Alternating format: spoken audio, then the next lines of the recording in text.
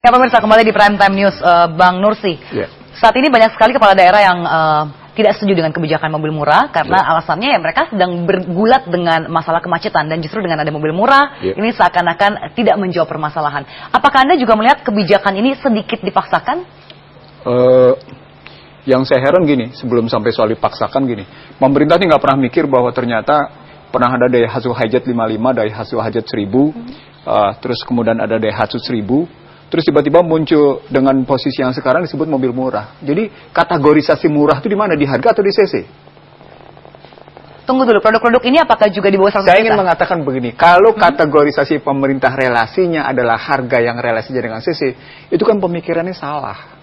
Karena ketika bicara ruang publik diisi oleh ruang pribadi, maka kebijakan pemerintah mestinya melihat bagaimana ruang publik itu diisi oleh kepentingan publik. Artinya, ini kalau Sultan Batugana masih ingat, 4 September 2008 saya bilang, selesaikan dulu transportasi publik, baru kita bicara yang lain.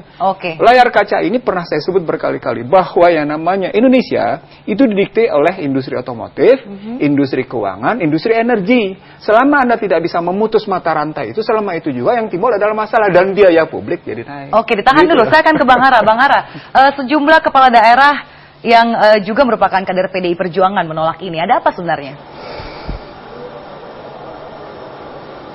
Begini, Sheryl ya. Persoalan kita kan pemerintah dan DPR harusnya mengambil keputusan itu, salah satu pertimbangan utama adalah aspirasi rakyat. Rakyat maunya seperti apa? Jelas sekali mobil murah ini akan berakibat meningkatnya kemacetan. Karena jalan-jalan tidak bertambah panjang, apalagi bicara soal kualitasnya. Sekarang tadi disampaikan oleh Bung Iksan ya, sudah sangat tepat sekali. Harusnya transportasi publik yang diprioritaskan. Saya berani berargumentasi begini, kenapa? Karena kita berkomunikasi dengan publik, dengan rakyat. Saya nggak tahu Bung Sultan berkomunikasi nggak untuk mendengar rakyat setuju atau tidak soal ini. Memang kita sering berbeda dalam memperjuangkan aspirasi publik. Contoh soal kenaikan BBM. Bung Sultan setuju kenaikan BBM, kami tidak setuju. Memang itu tidak bisa dipaksakan. Setiap partai, dan ini saya harus jelas dulu. Karena keputusan di DPR itu sering sekali justru tidak berdasarkan harapan publik. Nah, sekarang bagaimana? Sudah jelas pasti ya, saya tidak perlu mendengar panjang dari Bung Sultan. Pasti pandangan kita berbeda soal ini. Oke, saya akan ke Bang Sultan. Kalau sudah berbeda, Bang Sultan tadi sudah mendengarkan Bung Hara bagaimana menjelaskannya. Ini sebenarnya ada komunikasi sebelum akhirnya diputuskan kebijakan ini. Begini. Pertama saya mau menyampaikan ya, mobil murah itu bagus, ya. Transportasi umum harus dua-duanya jalan, jangan dimatikan dua-dua. Tadi sudah Pak Marzuki sudah katakan, kalau kita stop industri mobil murah itu, mobil dari luar akan datang. Ini era globalisasi, pasar bebas nanti akan saling tukar menukar sini. Kalau kita nggak siap-siap, kita akan terkalahkan oleh mobil asing yang datang sini.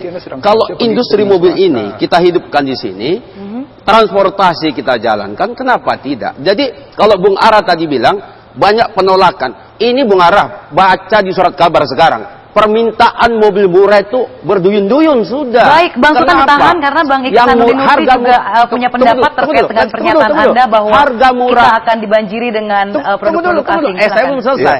Harga murah itu, dalam konstruksi bagus. Bagaimana akan dibanjiri, maka Anda bisa lihat sekarang. Bang Sultan ditahan dulu, Bang Sultan. Kita beri waktu pada Bang Iksanuddin Nursi. Saya ingin mundur sebentar. 2010 itu ketika mobil murah mulai ramai di Asia, muncul pertanyaan. Saya sebut di India dan di Thailand posisinya, juga kemudian di Malaysia. Muncul pertanyaan, kapan para produsen otomotif itu akan memasarkan mobil murah di Indonesia? Mereka bilang nanti, 2-3 tahun ke depan. Itu terbukti sekarang mereka lakukan. Apa yang terjadi? Yang terjadi adalah perang harga. Di India terjadi perang harga minimal antara, saya terbuka aja, saya sebut saja nama industrinya ya, antara Tata, Honda, dan Toyota. Keras sekali. Dan kemudian bisa muncul yang namanya Tata. Kalau kemudian Indonesia dengan mobil murah masuk di Indonesia, yang diuntungkan siapa?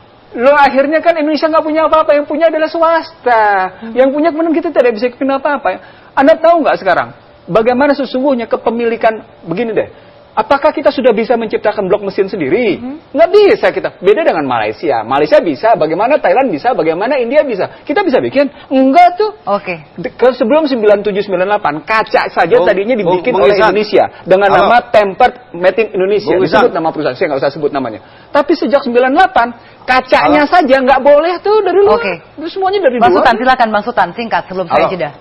Bung Ihsan, Ya. Bung Ihsan, jangan juga Bung Ihsan itu tanda kutip ya seolah-olah kita itu tidak mampu.